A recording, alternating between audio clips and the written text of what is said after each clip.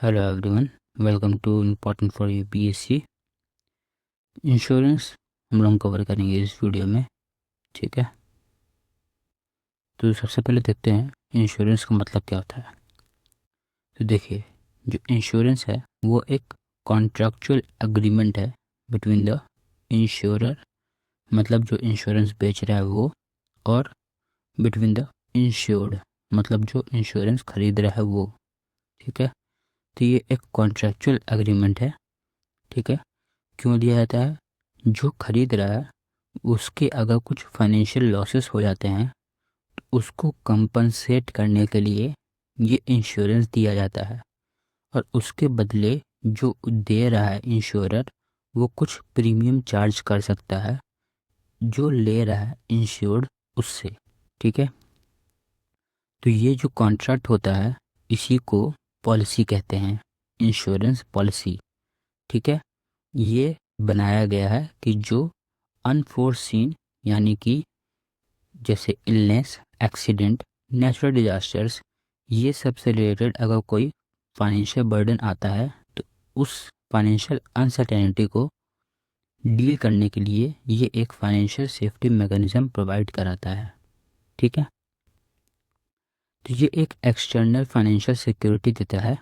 ठीक है, जिसके बदले ये कुछ प्रीमियम चार्ज करता है इंश्योर्ड से, मतलब जो पॉलिसी को ले रहा है।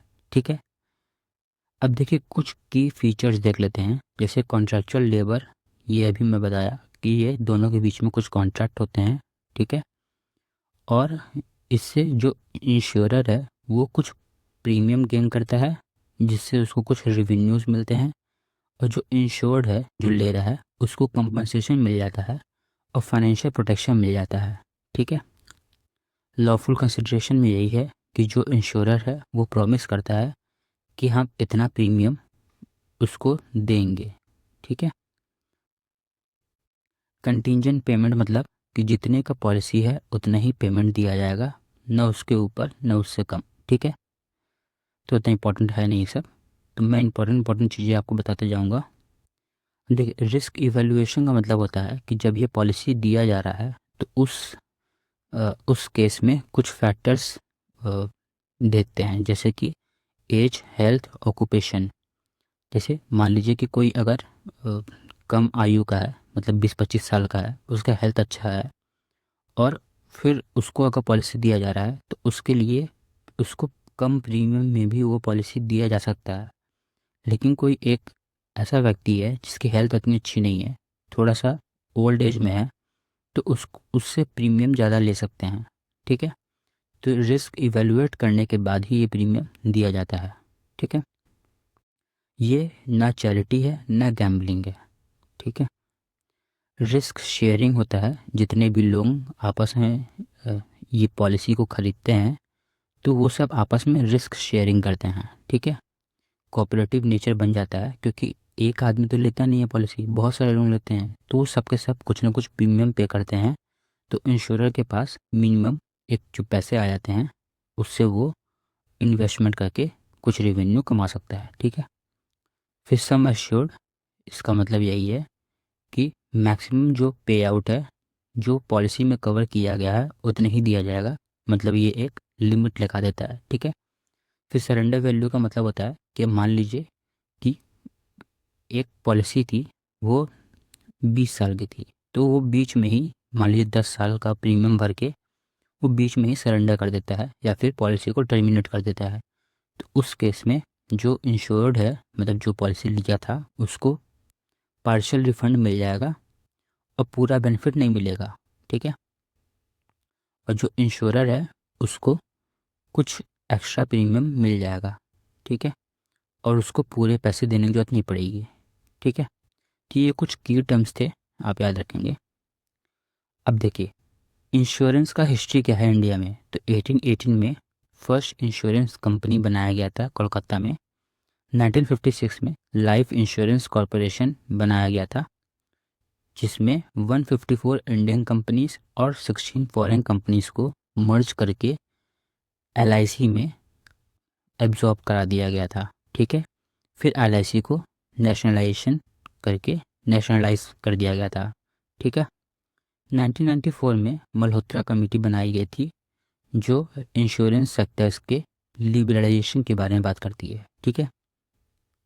फिर 2000 में insurance regulatory development authority of India बनाया जाता है, ठीक है। इसका एक एक्ट बनाया जाता है और इसमें बताया जाता है कि जो प्राइवेट सेक्टर हैं वो भी अब इंश्योरेंस मार्केट में आ सकती है, ठीक है।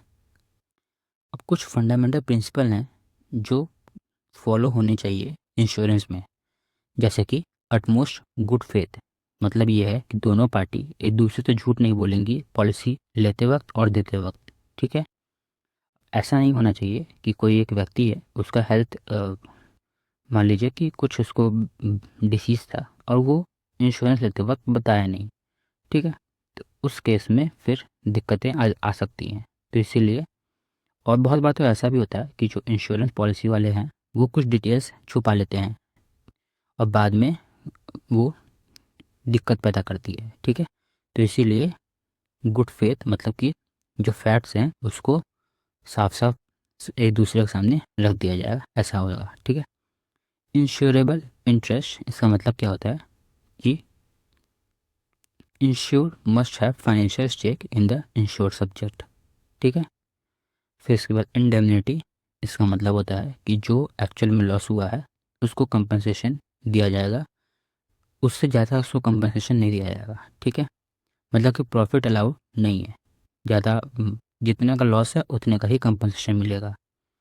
सबरोगेशन का मतलब ये होता है, जैसे मान लीजिए कि एक आदमी कार इंश्योरेंस लिया था, ठीक है, और उसकी कार का एक्सीडेंट हो जाता है, तो जो एक्सीडेंट किया था, ठीक है, तो वो लायबल हो जाता है, वो थर्ड पार्टी बन जाता है, ठीक है। तो जो इंश्योरेंस कंपनी से इंश्योरेंस लिया था वो इंश्योरेंस कंपनी से उसको कंपनसेशन दे देगी जो इंश्योरेंस लिया था, और जो थर्ड पार्टी है इंश्योरेंस कंपनी थर्ड पार्टी से उसको स्यू करके कोर्ट में उससे पैसा निकलवाएगी। तो ये होता है सब्रोगेशन, ठीक है। तो इससे फ़ायदा क्या होता है कि जो इंश्योरर है उसको पैसे मिल जाते हैं, रिकवर हो जाते हैं उसके पैसे, और जो इंश्योर्ड है उसको टाइमली कंपनसेशन मिल जाता है, ठीक है। फिर कंट्रीब्यूशन है, ये इतना इंपॉर्टेंट नहीं है। अप्रॉक्सीमेट कॉस्ट मतलब यही है कि जिस जिस कॉस्ट के लिए इंश्योरेंस लिया गया है उसी कॉस्ट के लिए ये इंश्योरेंस दिया जाएगा, ठीक है। फिर लॉस इससे मिनिमाइजेशन होता है, ये सब। फिर type and classification of insurance क्या है। तो लाइफ इंश्योरेंस एक तरीके का होता है, टाइप में लाइफ इंश्योरेंस एक तरीके का होता है, एक जनरल इंश्योरेंस होता है, मतलब नॉन लाइफ इंश्योरेंस।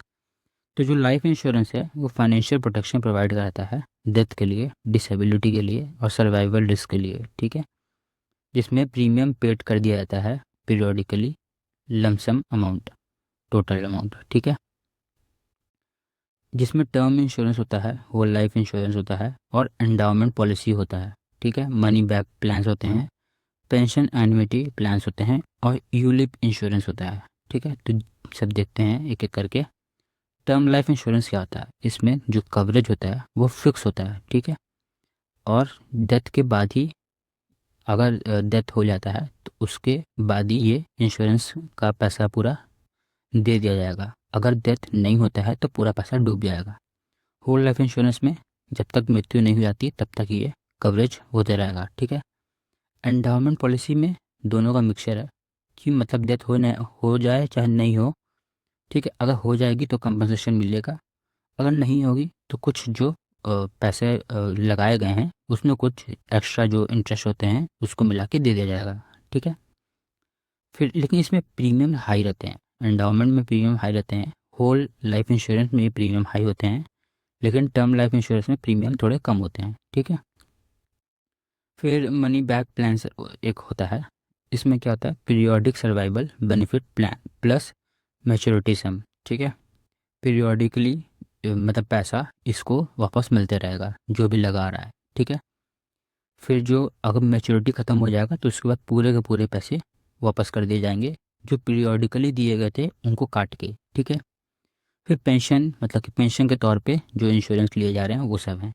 यूलिप यानी कि यूनिट लिंक्ड इंश्योरेंस प्लान, इसमें क्या होता है, life cover plus market linked investment in equity depth and hybrid fund, ठीक है। फिर होता है टर्म लाइफ और होल लाइफ का कंपैरिजन देखते हैं। ठीक है, जो टर्म लाइफ होता है वो फिक्स रहता है, मतलब कि 10 या 30 साल के लिए होगा। होल लाइफ इंश्योरेंस जो होता है वो लाइफ लॉन्ग होता है अनटिल डेथ के लिए। ठीक है, जो बेनिफिट होता है वो payable only on death during term और payable on death any time. ठीक है, होल लाइफ मतलब कि डेथ के बाद कभी भी इसको मिल सकता है। ठीक है, प्रीमियम इसमें लो होता है, इसमें हाई होता है। पर्पस इसका शॉर्ट टर्म फाइनेंशियल प्रोटेक्शन होता है और इसका लॉन्ग टर्म प्लानिंग के लिए होता है। सेविंग नन होता है, मिनिमल होता है। ये सब तो हो गया, उतना इंपॉर्टेंट नहीं है। ठीक है, फिर नॉन लाइफ यानी कि जनरल इंश्योरेंस आता है। इसमें सारे के सारे ऐसे लॉसेस होते हैं जो लाइफ के अलावा जो इंक्लूड होते हैं वो सब। ठीक है, इंक्लूडिंग हेल्थ, मोटर, हेल्थ नहीं होगा, मोटर, अच्छा हेल्थ भी होगा हाँ, motor, home, fire, travel and cargo insurance. ठीक है, तो ये सब आते हैं। हेल्थ इंश्योरेंस में cover medical expenses and hospitalisation हो गया। ठीक है, मोटर इंश्योरेंस में mandatory in India, cover 1/3 cover third party and comprehensive risk. Home insurance में प्रॉपर्टी डैमेज के ऊपर डिजास्टर वगैरह की अगर वजह से हो जाता है। ठीक है, फायर इंश्योरेंस में फायर डैमेज के लिए जो पे आउट है वो एक्चुअल कॉस्ट देगा। ठीक है, ट्रैवलिंग अलाउंसेस के लिए ट्रिप डिलेज अगर हो जाता है या फिर जो मेडिकल इमरजेंसीज होते हैं उसके लिए ट्रैवल अलाउंस होता है। तो IRCTC आप जब जाते होंगे ट्रेन में तो उसमें ट्रैवल अलाउंस, ट्रैवल के इंश्योरेंस उसमें होते हैं। ठीक है, कार्गो में वो होता है। ठीक है, लाइफ इंश्योरेंस और जनरल इंश्योरेंस में क्या क्या अंतर है? तो life insurance usually long term के लिए होता है, general insurance usually short term के लिए होता है। ठीक है, लाइफ इंश्योरेंस में पीरियोडिक और लमसम दिए जाते हैं और जनरल इंश्योरेंस में वन टाइम पेमेंट होते हैं। ठीक है, ऑफन वन टाइम होते हैं। ठीक है, क्लेम जो होता है वो डेथ और मेच्योरिटी पे होता है और जो जनरल में है वो इवेंट ऑकरेंस पे होता है। ठीक है, value decided by policy holder, depends on insured asset. ठीक है, फिर जो regulatory framework of insurance in India है वो क्या गया है? ठीक है, तो प्री इंडिपेंडेंस में Indian life insurance assurance company act 1912 आया था। ठीक है, first life insurance regulation build limited in scope. ठीक है, फिर इंश्योरेंस एक्ट 1938 हुआ था जिसमें comprehensive legislation for life and non life insurance हुआ था। Introduce licensing, capital, solvency, management control. ठीक है, तो ये कुछ दो एक्ट थे, इतने इंपॉर्टेंट वैसे है नहीं लेकिन एक बार आप देख लीजिए। फिर नेशनलाइजेशन का एरा आया था 1956 में, जो LIC वाला था वो बता चुका हूँ। 1972 में क्या हुआ था? General insurance business nationalisation act, ये मर्ज किया था 107 इंश्योरर्स को इंटू 4 PSU। ठीक है, अंडर जनरल इंश्योरेंस कॉरपोरेशन। ठीक है, ये सब तो हो गया। फिर liberalisation and new regulatory framework, ये मल्होत्रा कमेटी आया था 1993 में, रिकमेंड किया था कि इंश्योरेंस सेक्टर में प्राइवेट सेक्टर को अलाउ किया जाए। ठीक है, फिर IRDA एक्ट आया था जो इस्टेब्लिश करता है insurance regulatory and development authority of India act, मतलब इस एक्ट के अंदर इस्टेब्लिश हुआ था, इसमें प्राइवेट पार्टीज और फॉरेन कंपनीज को अलाउ कर दिया गया था। ठीक है, फिर ये सब उतना इंपॉर्टेंट वैसे है नहीं। फिर IRDAI का जो रोल है वो सब बेसिक चीज़ें हैं कि जो इंडिपेंडेंट स्टैट्यूटरी बॉडी है, हैदराबाद में लोकेटेड है, कि comprises chairperson, full time and part time members appointed by government. Function include licensing insurers, intermediaries, regulating premium rates and condition, ensuring solvency and financial health, consumer protection and grievance redressal, approving new insurance products, promoting insurance penetration, especially in rural and social sector, regulating reinsurance business, promoting technology and innovation। ठीक है, फिर current regulatory highlights ये सब उतना important नहीं है। ठीक है, फिर social security scheme versus private insurance.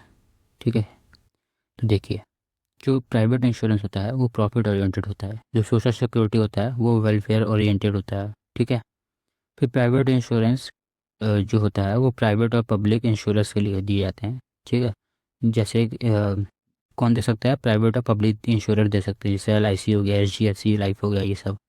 Social insurance में गवर्नमेंट या स्टैट्यूटरी बॉडी होती हैं वो देती हैं, EPFO, ESI। ठीक है, फिर पार्टिसिपेशन वॉलंटरी होता है, इसका मैंडेटरी या चैरिटरी हो सकता है। फंडिंग सोर्स इंडिविजुअल ग्रुप होता है, इसका टैक्सेस से आता है ज़्यादा पैसा। एलिजिबिलिटी बेस्ड ऑन अंडरराइटिंग और risk criteria based on age, income, occupation और law. Risk sharing pooled among voluntary insured, pooled across society via compulsory participation. Contractual nature, legal contract, statutory entitlement, flexibility, high customizable coverage rider, ठीक है। Limited fixed coverage and benefit, benefit adequacy, link to premium and risk profile, minimum basic coverage. Claim process formal with documentation, often simplified और automatic. Example India में LIC term plan, HDFC, Ergo health insurance, ICICI ULIP. और इसका social security का example EPFO, ESI scheme, Pradhan Mantri ये जीवन ज्योति बीमा योजना, प्रधानमंत्री फसल बीमा योजना। आयुष्मान भारत नहीं होगा इसमें, ठीक है। फिर coverage scope, health, life, motor, fire, investment etcetera. इसमें life, disability, unemployment, old age, health etcetera, ठीक है। तो ये सब आप देख लेंगे एक बार। फिर ये भी इतना इम्पोर्टेंट नहीं है। फिर कस्टमर प्रोटेक्शन मैकेनिज्म ये क्या है, इसमें इंश्योरेंस ओम्बुड्समैन बनाया गया था, ठीक है। 12 सिटीज़ में इसको अपॉइंट किया गया था और 30 लाख कंप्लेंट्स को ये हैंडल कर सकता है, ठीक है। और ओम्बुड्समैन इंक्लूड क्या करता है, कंसिलिएशन प्रोवाइड कराता है, डिस्प्यूट को रिजॉल्व करने के लिए कोर्ट के बाहर, ठीक है। और जो ये जजमेंट देगा उसको अवार्ड कहते हैं, ठीक है। और ये बाइंडिंग डिसीजन होता है, ये आप याद रखेंगे। इमर्जिंग कंसेप्ट क्या है कि बैंक एश्योरेंस, बैंक का एश्योरेंस इसको कहेंगे, लेकिन ये एक्चुअली में 2 वर्ड से मिलकर बना है, बैंक और एश्योरेंस है, बैंक और इंश्योरेंस है, ठीक है। तो मतलब ये क्या है कि distribution of insurance products via bank acting as corporate agent और ब्रोकर, ठीक है। कि मतलब इंश्योरेंस प्रोडक्ट्स को बेचा जाएगा बैंक के द्वारा, ठीक है। तो इसमें कॉमन मॉडल कौन कौन से हैं, कॉर्पोरेट एजेंसी आती हैं, ब्रोकरेज आती हैं, ठीक है, रिफरल डिस्ट्रीब्यूटर मॉडल आते हैं, ठीक है। ये सब इतना इंपॉर्टेंट वैसे है नहीं। माइक्रो इंश्योरेंस में ये फिर वही है कि लो इनकम और जो वनरेबल ग्रुप हैं उनको टारगेट करता है, ठीक है, जिसमें लो प्रीमियम दिया जाता है, सिंप्लीफाइड बेनिफिट रहता है, मिनिमम पेपर वर्क होते हैं, उतना इंपॉर्टेंट नहीं है। री इंश्योरेंस में क्या होता है कि जो इंश्योरेंस कंपनीज होती हैं वो दोबारा से इंश्योरेंस करा लेती हैं किसी और कंपनी से, ठीक है, तो उसको री इंश्योरेंस मिल जाता है, ठीक है। फिर ग्रुप इंश्योरेंस भी उसी तरीके का है कि सिंगल मास्टर पॉलिसी रहता है कवरिंग ग्रुप्स, ठीक है। जैसे कुछ एम्प्लॉयज़, पूरे एम्प्लॉयज़ को कवर कर लिया, पूरे एसोसिएशन के मेंबर्स को कवर कर लिया, तो वो ग्रुप इंश्योरेंस कहा जाता है, ठीक है। फिर एश्योरेंस और इंश्योरेंस में अंतर क्या है, देखिए जो एश्योरेंस है वो लाइफ के लिए दिया जाता है, ठीक है, और जो इंश्योरेंस है वो जनरल के लिए दिया जाता है। तो डेथ वगैरह के लिए कवर करता है एश्योरेंस, फिक्स टर्म रहता है, और इंश्योरेंस जो होता है वो अनसर्टेन रहता है, जैसे एक्सीडेंट वगैरह हो गया, फायर वगैरह हो गया, ठीक है। फिर डबल इंश्योरेंस और रिलेटेड कंसेप्ट क्या होता है, डबल इंश्योरेंस का मतलब होता है same interest insured from multiple ensure, ठीक है। मतलब कि एक ही चीज़ के लिए कई सारी जगह से इंश्योरेंस ले लेते हैं, उसको बोलते हैं डबल इंश्योरेंस, ठीक है।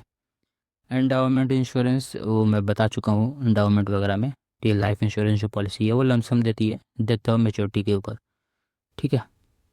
फिर इसके बाद ये हो गया आपका, फिर हो गया, इतना ही है, ज़्यादा नहीं है, छोटा सा ये वीडियो था, ठीक है। और इंश्योरेंस बहुत छोटा है, 1-2 क्वेश्चन ही आएंगे इससे, ठीक है। Thank you.